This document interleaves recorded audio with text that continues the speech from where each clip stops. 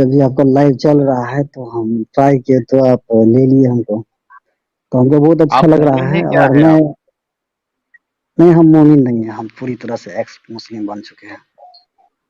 अच्छा, पहले तो मोमिन थे ना? हाँ जी, हाँ, पहले मोमिन थे।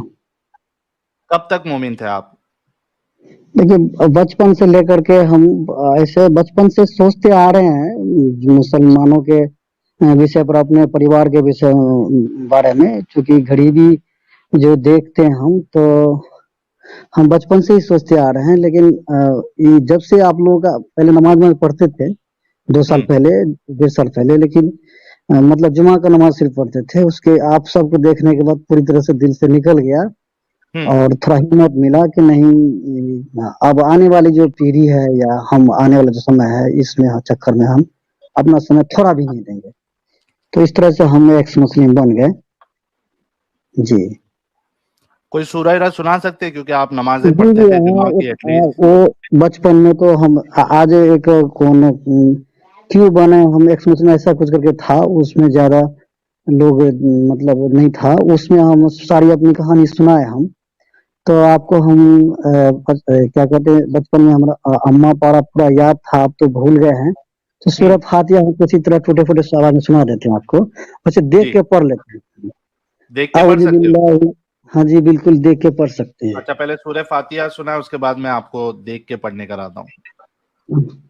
औज़ु बिल्लाहि मिनश शैतानिर रजीम, बिस्मिल्लाहिर रहमानिर रहीम, अल्हम्दुलिल्लाहि रब्बिल आलमीन, अर्रहमानिर रहीम, मालिकि यौमिद्दीन, इय्याका नअबुदु व इय्याका नस्तईन, इहदिनस सिरातल मुस्तकीम, सिरातल लज़ीना अनअमता अलैहिम गैरिल मग़ज़ूबि अलैहिम वलद्दालिन। और माशाल्लाह। देख के तो क्या कहिएगा तो उतना ये नहीं है, मगर फिर भी मतलब वो थोड़ा मतलब ये करके पढ़ लेंगे। आप दिखा सकते हैं कोई, ये सूर्य जी, मैं दिखा आपको सकते दिखा रहा हूँ। जी।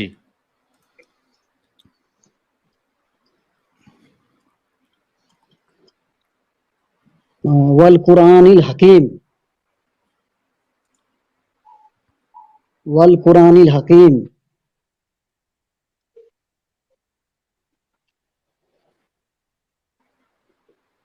जी।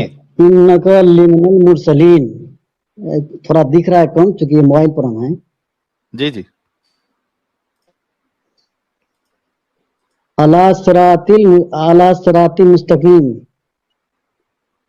एक मिनट रुकिएगा। एक इन्नका लास्ट आयत पढ़ना है आपको। जी जी। जी, ये तंजीलल तंजील तंजीनल अरियू अरियून अजीयू अजीजे अर रहीम, अजीजे अर रहीम, ठीक रहीम। है। तो गाइस, ये तो वाकई में मोमिन ही थे। नमाजें जो है वो पांचों वक्त का जो जो है मैं एहतमाम नहीं करते थे। जी हाँ, पांचों वक्त का एहतमाम नहीं करते थे, लेकिन मोमिन थे, जुमा इमा भी पढ़ते थे।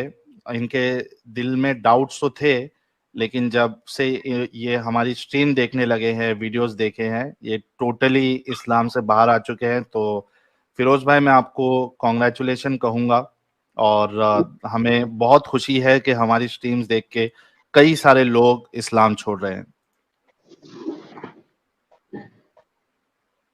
क्या कहना चाहेंगे आप? अपनी बात रख के फिर देखिए, हम मूविंग फॉरवर्ड हम की बात अपना करते बात शेयर कर रहे हैं। वहाँ पर बहुत लंबी कहानी हुआ है मेरे साथ। हैं। तो वहाँ पर तो 100 आदमी देख रहा था, तो शायद अब हमें लगता है कि यहाँ फिर से बोलना चाहिए। हम्म। तो वहाँ हम बोले, अब दोबारा बोलने में थोड़ा हमको ये लग रहा है कि बोले तो बोल देते हैं। जी, जी, अ, शॉर्ट में बताइएगा कि क्या मामला हुआ आपके साथ और क्यों आपने छोड़ा इस्लाम?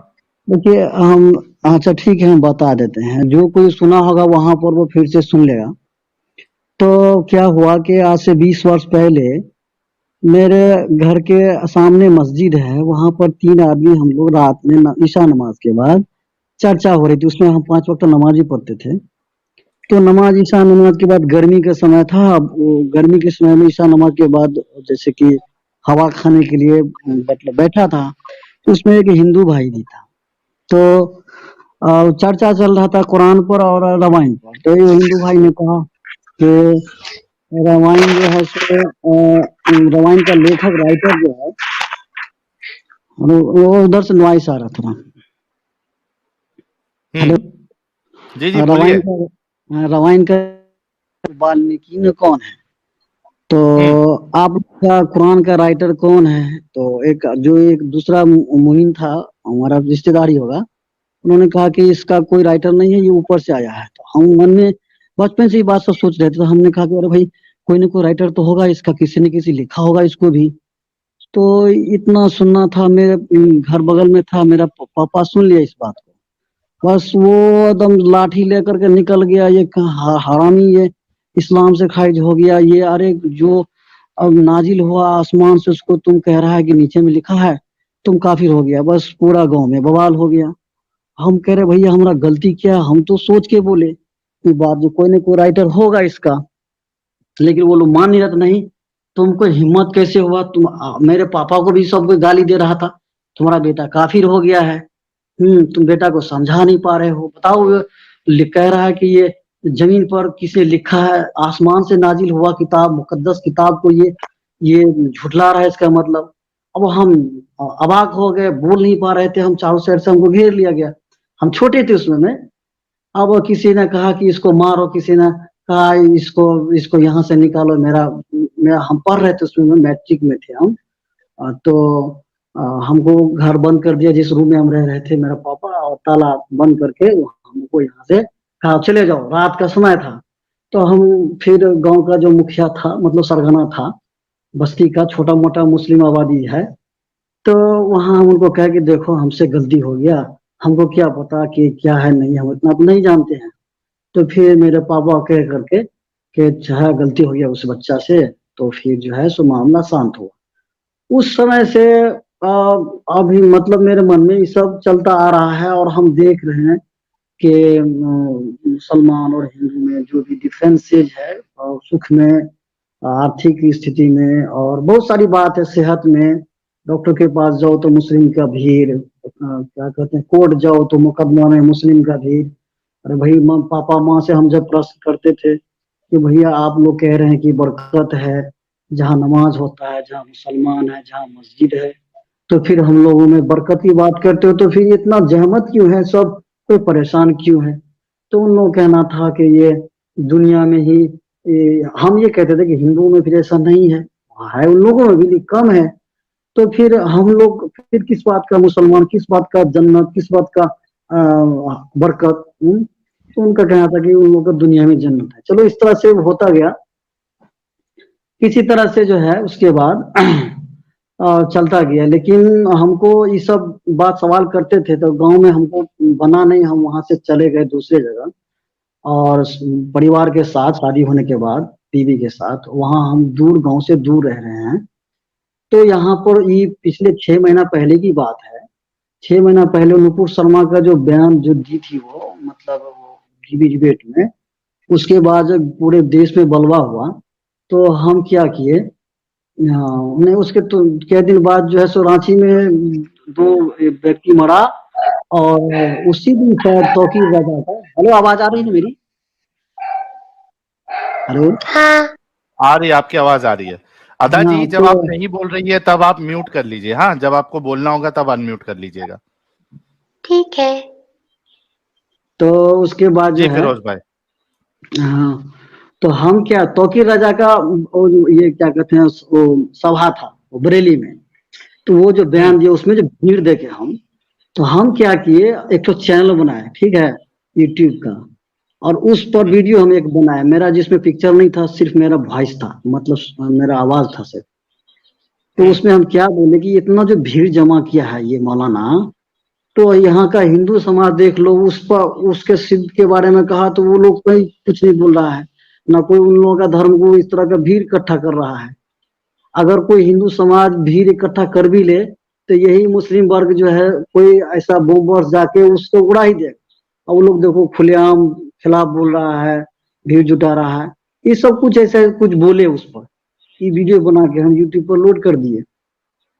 लोड करने के बाद ये हमको इतना अंदाजा नहीं था कि लीक होने के बाद हम पर जुल्म हो, हम पर बवाल मच सकता है।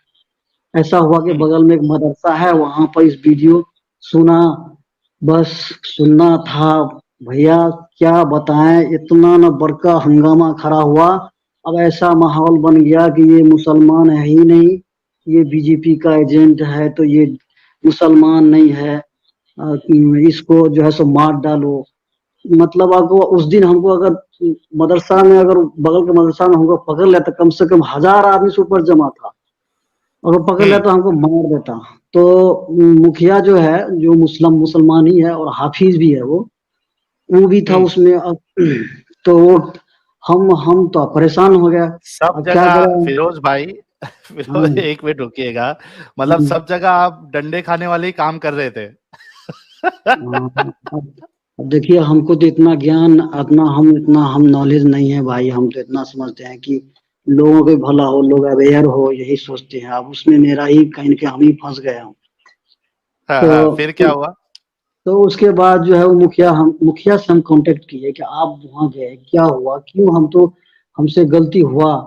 तो उसने कहा कि देखो भैया, बात बहुत बढ़ गया है, तुम अगर घर से बाहर निकलोगे तो तुमको मार दिया जाएगा, इसलिए तुम घर में ही बंद हो। तो छोटा मोटा दुकान था, दुकान मार्केट में था, वो दुकान छोड़ के हम घर में परिवार के साथ, बीवी बच्चे के साथ, मेरा एक ही बच्चा है, वो बंद थे 3-4 दिन, निकल नहीं पा रहे थे। और रोड साइड घर है, तो लोग आना जाना करता था, और घर की तरफ ऐसे देख रहा था, लगता है घर को उड़ा देगा, ऐसे इतना डरे हुए थे हम।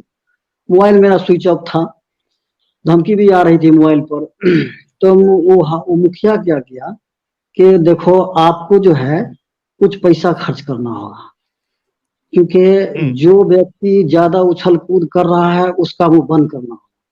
तो हम के कितना खर्च करना होगा, तो कम से कम 1 लाख रुपया। तो 1 लाख रुपया तो मेरे पास है ही नहीं। तो नहीं भैया, तब कैसे होगा, तब तो आपको मार पड़ेगा, आपका जान भी जा सकता है, लोग मानेगा नहीं। तो परिवार का जो भी उसका मतलब जेवर जेवरात था, उसको किसी तरह से गिरवी रखवा करके वो 2-3 दिन के अंदर में 40,000 रुपया हम जमा किए, और उस मुखिया को 40,000 रुपया दिए, और पाँव पकड़ लिए कि मेरा जान बख्श दो, हमसे गलती हो गया, अब ऐसा नहीं करेंगे हम। तो वो हम्म मान गया कि चलो ठीक है। फिर वो करने के बाद फिर पंचायत का तारीख तय हुआ, पंचायत का प्रक्रिया शुरू हुआ, जिसमें हमको दोबारा मुसलमान बनाया गया, एक मुफ्ती आया और मुसलमान बना, फिर से कलमा पढ़ाया गया, तौबा कराया गया, मेरी बीवी के साथ दोबारा निकाह हुआ। तो उसके बाद जब पंचायत का पूरा ये प्रोसेस खत्म होने के बाद, पंचायत में जितना भी लोग था, क्योंकि जिस जिसको पैसा दिया गया था वो तो चुप था, लेकिन बाहर का लोग कूद रहा था खूब, नहीं नहीं ये पंचायत नहीं हुआ, इसको गांव से भगा दो, इसको मार डालो, इसको पांव हाथ तोड़ डालो। 90% लोग, 95% लोग, वो सब कूद रहा था। मुखिया जो है सो जिम्मा लिया था कि तुमको हम कुछ नहीं होने देंगे। इस तरह से वहां से हमको निकाला, फिर हम घर में कैद में बंद रहे। धीरे धीरे धीरे करके मामला थोड़ा शांत हुआ। शांत होने के बाद अभी भी मतलब लोग जो है सो अपने में विचार किया कि नहीं, इससे बात मत करो, इसको दावत मत करो, इसका जो दुकान है उसमें सामान मत लो। तो मेरा बाइकआउट पूरा हो गया, और मेरा दुकान भी बंद हो गया, खत्म हो गया दुकान। और अभी भी हम्म बाइकआउट का जिंदगी जी रहा हूँ, लेकिन धीरे धीरे अब नॉर्मल हो रहा है। मगर मेरे पास वो कंगाल बना दिया ये लोग, दुकान भी गया, मेरा पैसा भी गया, सब खत्म हो गया। और इस तरह से अभी हम्म। हम इस हालत में अभी हम लोग जी रहे हैं, बच्चे के परिवार के साथ। ये है मेरा तो आप कहानी। वहां से निकल के दूसरी जगह क्यों नहीं शिफ्ट हो जाते किधर? देखिए, अब मेरा यहाँ पर घर है, अपना मेहनत करके जमीन लिए हैं, घर है मेरा, इस यहाँ छोड़ के कैसे जाएंगे। तो अब इसी हालात में अब रह रहे हैं। लोग अभी भी देख रहा है घूर घूर के, बहुत सारे लोग अभी भी बात नहीं कर रहा है, बोल भी मौलाना से तो टोटल बात नहीं कर रहा है। बहुत लोग बात शुरू किया है, बात करना, टॉकिंग कर रहा है, लेकिन बहुत लोग अभी भी बातचीत नहीं कर रहा है। 6 महीना करके हम्म। हो रहा है, 4-5 महीना। तो अब धीरे धीरे आप हालात देखिए, नॉर्मल हो रहे हैं। हाँ। मैं ये कह रहा हूँ कि भाई देखिए, जमीन है, जो भी है, कुछ भी है, वो अपनी जगह, लेकिन जान जो है वो ज्यादा अहम है, सेफ्टी ज्यादा अहम है, लाइफ की कीमत हर चीज से ज्यादा है। तो जमीन वमीन जो भी है वो तो बाद में आ जाएगी। आप अगर बहुत ज्यादा वहाँ प्रॉब्लमेटिक है तो मेरा सजेशन तो यही रहेगा कि आप वहां से निकल कर कोई दूसरी जगह पर आप फिर से एक नई जिंदगी स्टार्ट करें। जमीन जो है वो रहने दीजिए, बाद में उसको बेच दीजिएगा। आपका कहना भी सही है। इस बात को हम कभी सोचते हैं कि कहीं किसी प्रकार का अप्रिय घटना ना घटे। एक बीजेपी का नेता है जिसको हम इस बात को लेकर कई दिन के बाद गए, हम लिख के दिए कि देखिए इस तरह के बात, लेकिन वो सब उतना ध्यान दिया नहीं। और वो जो हम्म। हमने एक बात मैं बताना भूल गया आपको कि जो वो लोगों ने कहा पंचायत में कि इसका जो ये शरीयत के हिसाब से इसका इंसाफ हुआ और इसका सामाजिक इंसाफ नहीं हुआ। तो लोगों ने कहा कि कम से कम 100 कंछी मारो इसको। तो मुफ्ती ने कहा कि हम्म। चलो 10,000 का जुर्माना दे देगा, मारो मत। तो जुर्माना के तौर पर हम्म। 10,000 क्या, वो अभी भी हम दे नहीं पाए हैं, अभी बाकी है वो देना। तो हम्म। हम सोचते हैं कि वो बीजेपी का जो नेता है उसको हम लिख के दिए, वो उतना ध्यान नहीं दिया। अब वो पैसा हम तो जुटा रहे हैं पुलिस वुलिस उसको नहीं है आपके वहां पे? पुलिस चौकी नहीं है? पुलिस पुलिस चौकी है, लेकिन वो मुखिया जो है ना पुलिस से कांटेक्ट किया, पुलिस सारा गांव का लोग पुलिस के पास गया कि इसको गिरफ्तार करो।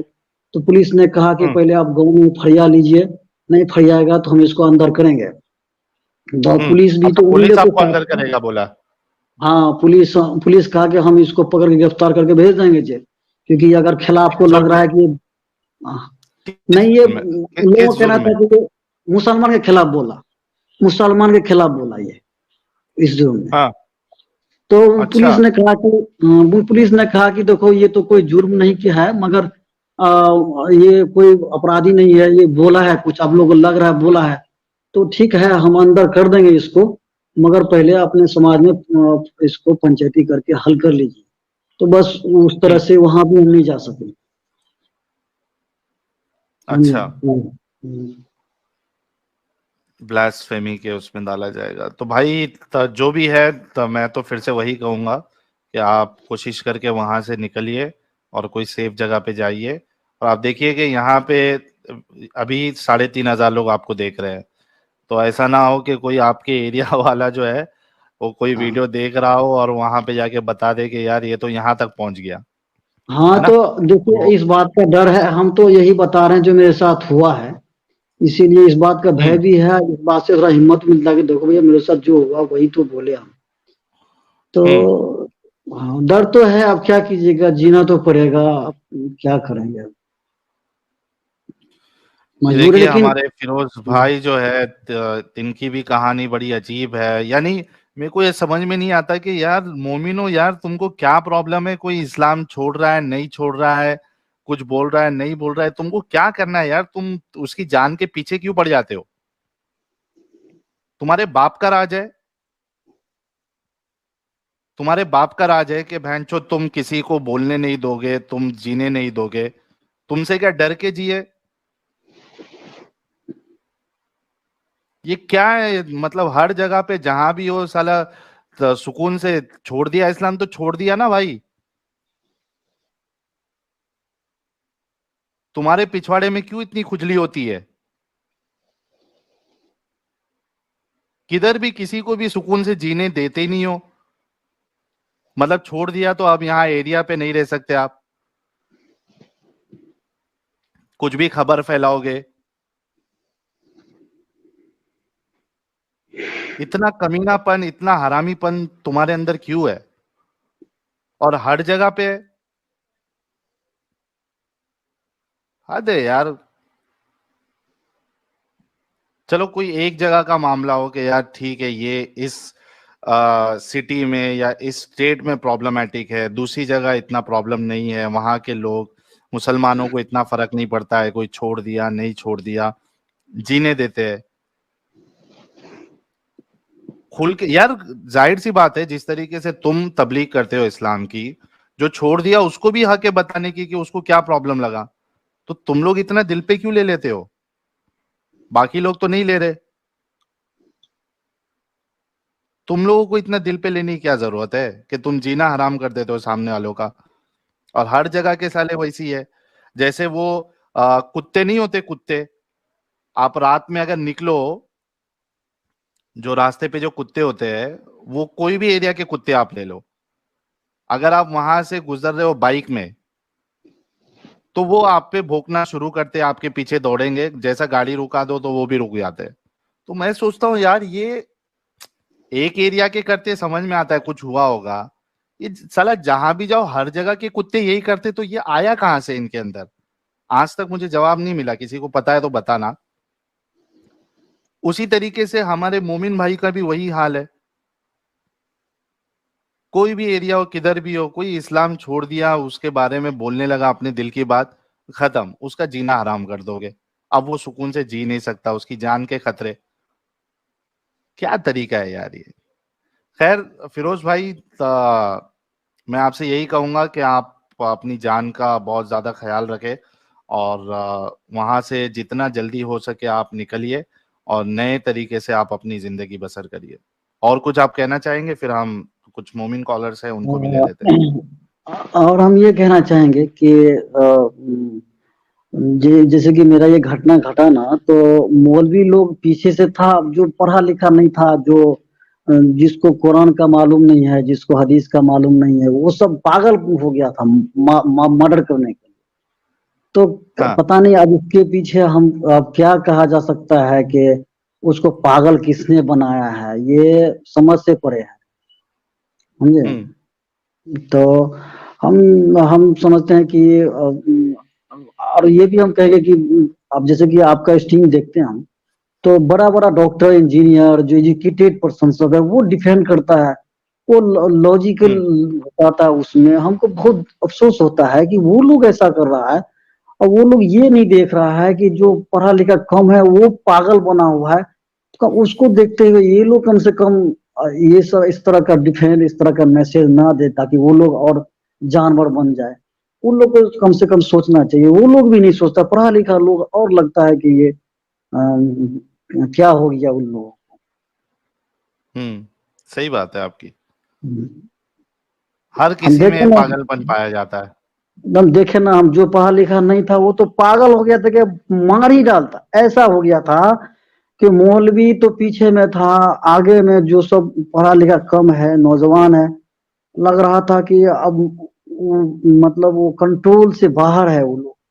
हम कह रहे हैं उन लोग का सही से उसको नमाज क्या है, नमाज क्या रिकत का होता है, रोजा मतलब कुछ नहीं जानकारी है, वो लोग एकदम बिल्कुल पागल हो गया था।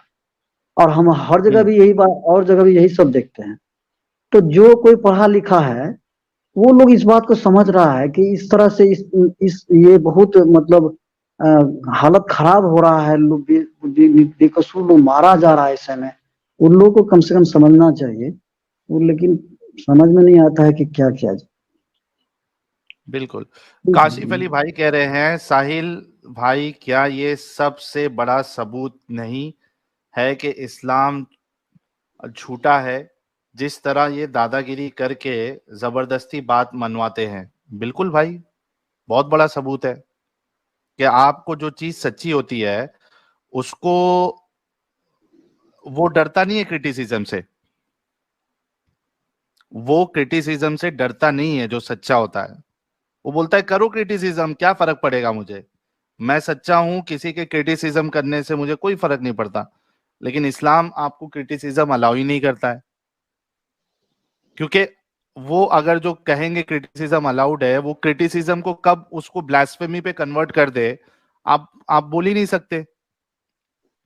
और हमारे लाला जी कमेंट में कह रहे हैं, how can an ex Muslim who openly speaks about Muhammad and his stupidities have the right to live in this world? यही तो बात है ना। इसी वजह से तो जो पिछले बार हमने तौसीफुर रहमान का बयान लगाया था, उसने कहा ना कि जो गुस्ताख है उसको जीने का हक है ही नहीं।